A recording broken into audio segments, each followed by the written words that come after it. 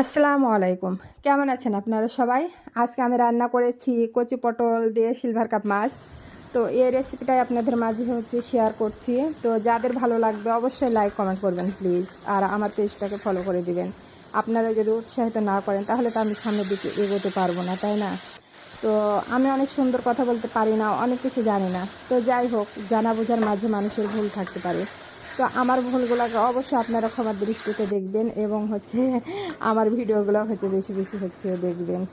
তো যাই হোক, একটু গল্প করা যাক। আজকে এক ভাবির সঙ্গে দেখা হচ্ছে অনেক দিন পরে। তো ভাবি বলছে, কী ব্যাপার, তোমার তো কোনো খবর নাই, দেখা সাক্ষাৎ নাই, খোঁজ খবর নাও না।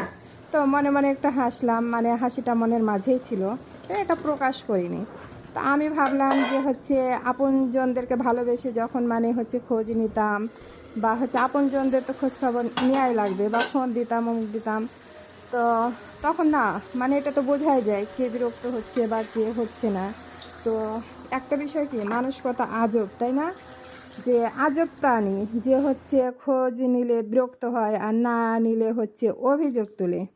তো বিষয়টা আমি একটা জিনিস মানে নিজের জীবন দিয়ে উপলব্ধি করেছি, যে যখনই মানুষকে বেশি গুরুত্ব দেওয়া যাবে, তখন নিজের গুরুত্বটাই কমে যাবে। তো এই জায়গা থেকে মানুষকে আপন করে দেখেছি, ভালোবেসে দেখেছি।